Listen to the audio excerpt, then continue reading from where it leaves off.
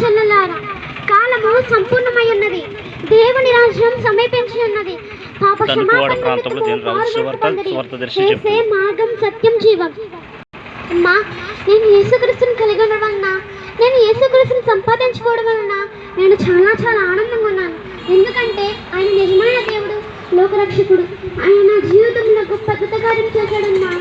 అదేమిటంటే, నేను పైన పడిపోయాను, కోల్పోయాను. మా ఇంట్లో వాళ్ళంతా కన్నీరు పడి నన్ను హాస్పిటల్ తీసుకువెళ్తే డాక్టర్స్ అందరూ టెస్ట్ చేసి పాప కండిషన్ చాలా సీరియస్గా ఉంది అన్నారు. ఆపరేషన్ చేయాలి, ఆపరేషన్ చేసినా కష్టమని చెప్పలేము, పాప తట్టుకోలేదు అన్నారు. డాక్టర్ చేయండి, అంతా దేవుడే చూసుకుంటారు అని మా ఇంట్లో వాళ్ళు మా డాడీ అన్నారు.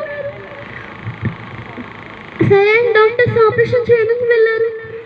ఆపరేషన్ తర్వాత రోజు వచ్చి మీ పాప కండిషన్ చాలా సీరియస్గా ఉంది అన్నప్పుడు మా ఇంట్లో వాళ్ళంతా కంగారు పడి ఎంతో దుఃఖమైన స్థితిలో ఉన్నారు, ఎంతో బాధాకరమైన స్థితిలో ఉన్నారు, ఏం చేయాలో తెలియని పరిస్థితిలో ఉన్నారు.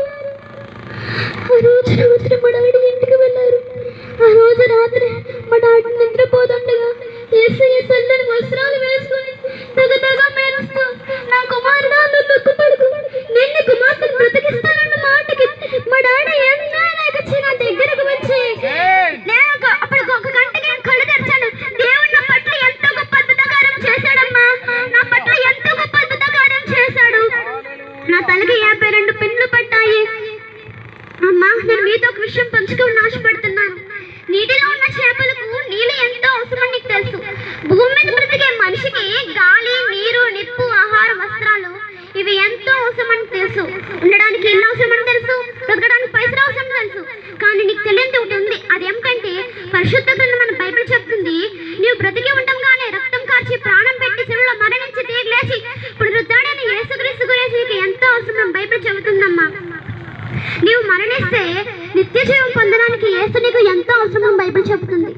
గాలి లేకపోతే విలువలాడతావు, నీరు లేకపోతే అల్లాడతావు, నిప్పు లేకపోతే వాపోతావు, ఆహారం లేకపోతే కృంగిపోతావు, వస్త్రాలు లేకపోతే సిగ్గుపడతావు. ఇవన్నీ ఎంతో అవసరమని నీకు తెలుసు. సర్వ సృష్టిని కలుగజేసి సమస్త జీవనాలకు ప్రాణం పోసిన జీవాధిపతులైన యేసు నీకు ఎంతో అవసరమని తెలుసుకోలేకపోతున్నావమ్మా.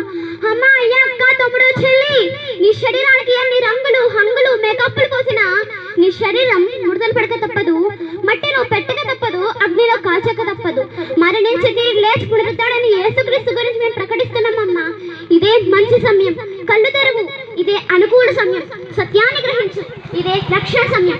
యేసుక్రీస్తును సొంత రక్షకుడిగా అంగీకరించమ్మా.